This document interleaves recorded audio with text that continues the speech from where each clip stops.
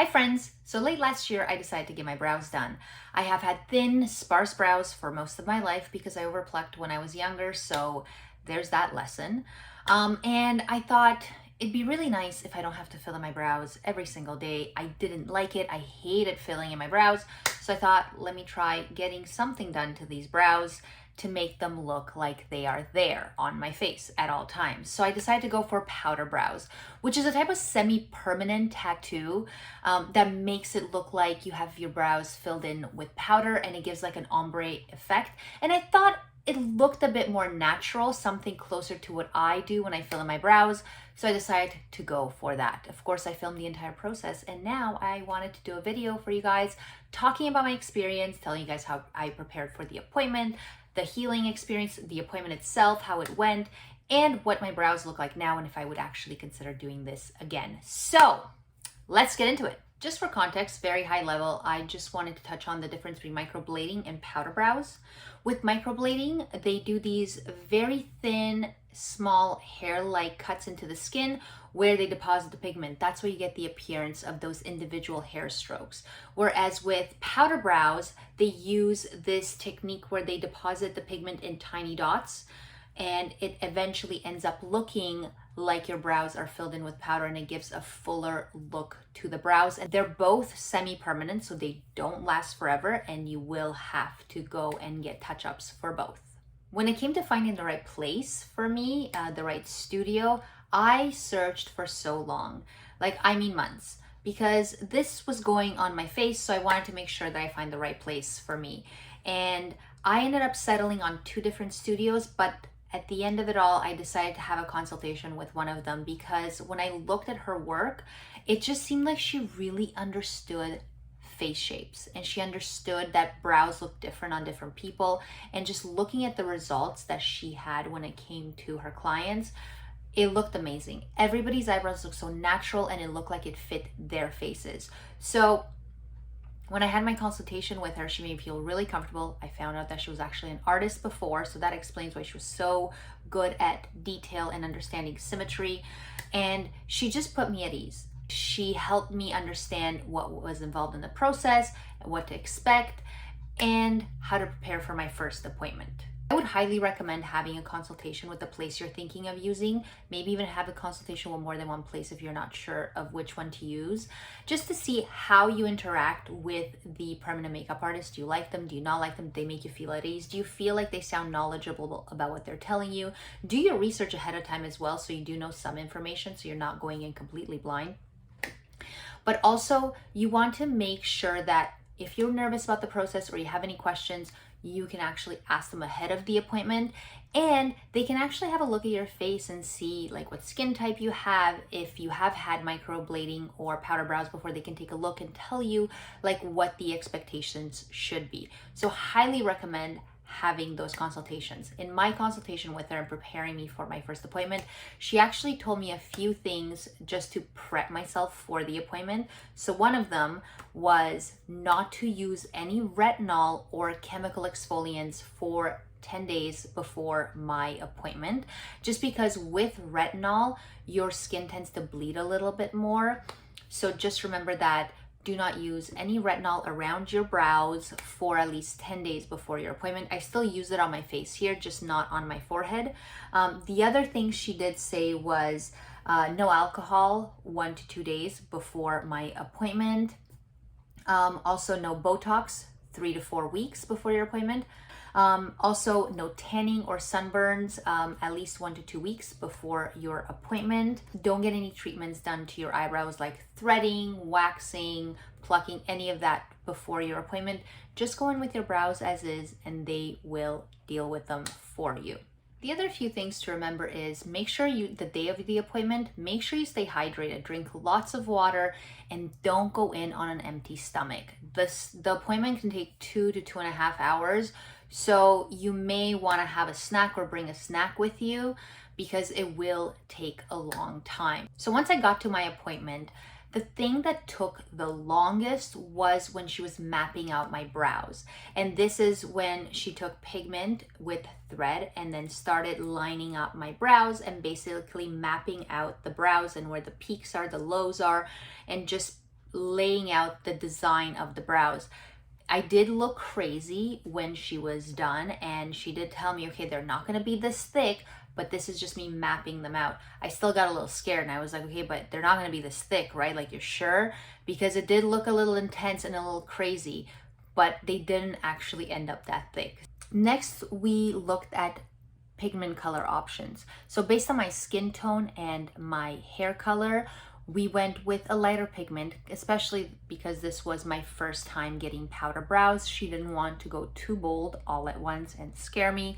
So we went a touch lighter. And then for the second session, which is the touch up, we were gonna go a bit darker. But for the initial visit for the initial appointment, we decided to go a bit lighter, just to kind of get me used to the idea of this pigment being on my brows. Before she started laying down the pigment on my brows, she put the pigment on my forehead just to see what it looks like on my skin and next to my brows, just to see if it's the right pigment, if it's maybe too dark, too light, just to see if it's the right shade for me.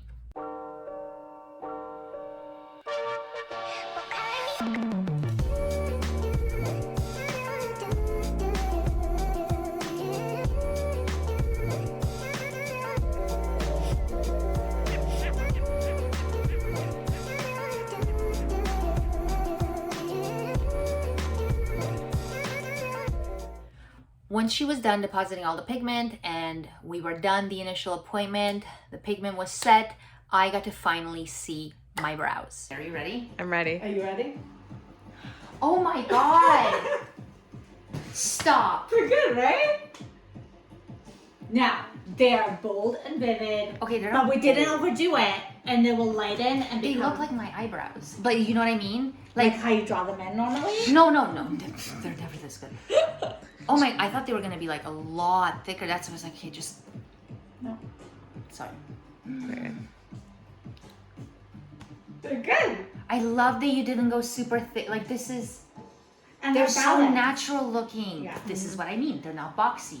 So they're natural looking, and they will get even more natural because they will soften up because of the vividness and the boldness. Yeah.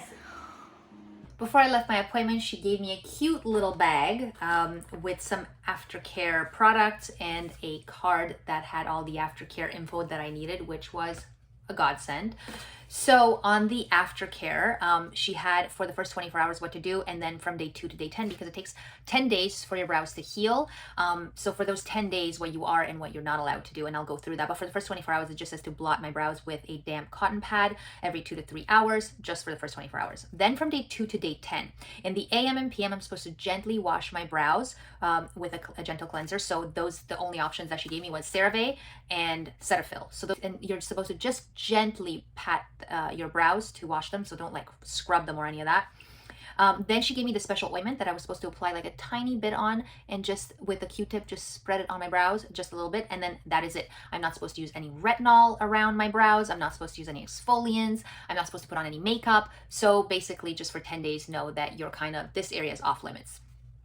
The other thing she mentions in here is you're supposed to avoid sweating. So no heavy duty exercise, no saunas for the whole 10 days. And then also don't apply makeup or skincare around or on your brows, and don't submerge your brows in water. So don't go swimming for the 10 days. Like, kind of don't get them like, I remember she was telling me that one of her clients actually got like swimming goggles for when she was showering to wash her hair.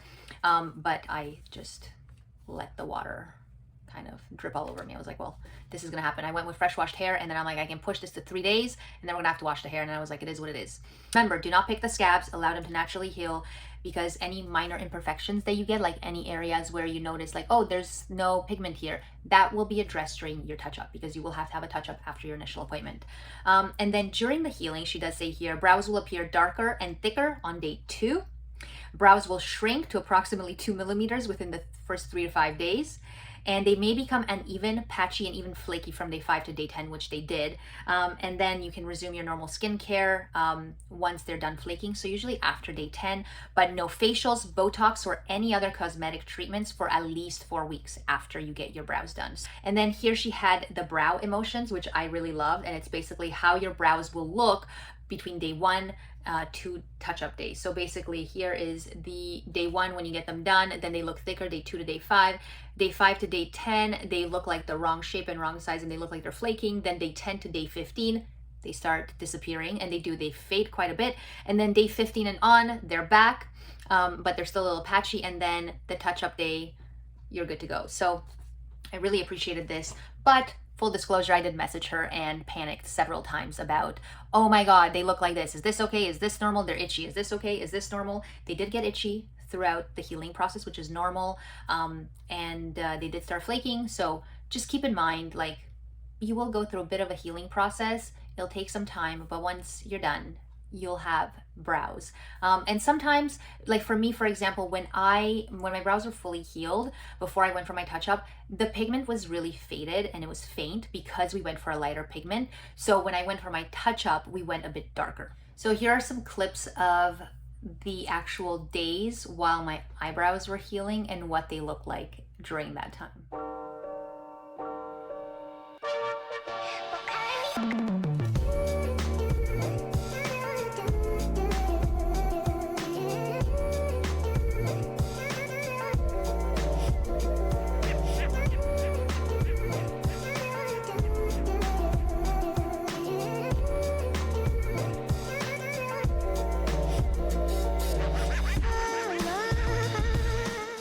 So we're now on day 8 since I got my brows done, but I just wanted to do a check-in on day 8 and show you guys what they look like now, because I don't know if you can see from this distance, but they're starting to really, like, the pigment is starting to flake off quite a bit. So in certain areas, you can really see that it's missing, so it looks a lot lighter, and that's totally normal. But this is what they look like on day 8. I think I waited about 3 to 4 months before I went for my touch-up appointment, which is a bit longer than normal, but life just got busy. I couldn't make the time or find the time to go, so it is what it is. But when I went for my touch-up, I did prep for it the same way as I prepped for my initial appointment. The touch-up does not last as long as the initial appointment. Well, at least for me it didn't. It was a bit shorter, so she still had to map my brows and just kind of see again what the shape will be. And then she mixed the pigments. We did decide to go a bit darker this time just because the initial appointment, the pigment was a bit lighter and it just didn't have the same punch. So we went with a darker pigment. And then she put on the numbing cream and started filling in those brows. And it didn't really hurt when she was doing it. I have to say, it feels like someone is just scratching at your brows. It's not a super painful process, but I'm not someone that's super sensitive to pain. I mean, I do feel pain, but I'm not super sensitive to it. So I feel like I didn't find it super painful. I'd say out of 10, 10 being like, I'm gonna pass out from the pain, it was like a 3. And then when she kept going over my brows again and again, just to kind of, you know, fill them in, certain parts did get a bit more sensitive and maybe the pain went to about a 4, but it wasn't anything super intense. And then once we were done, they looked delightful and lovely. I was super happy with them. But then I had to go through the same healing process and take the same precautions and aftercare as I did after my initial appointment. Overall, I'm really happy with the results. It's a nice shape that she gave me, and it's one that I could never achieve when I was using my eyebrow pencil. It's been now, I think, 3 months or 2 months, about that, since I had the touch-ups. I'm really happy with them and I love how they turned out, and I think overall this is going to save me some time. Thank you guys so much for watching. I hope you enjoyed this video. Let me know if there's any other videos you'd like me to make or products you'd like me to review. I love hearing from you. Thank you so much for watching my video. I really do appreciate it, and I will see you next time.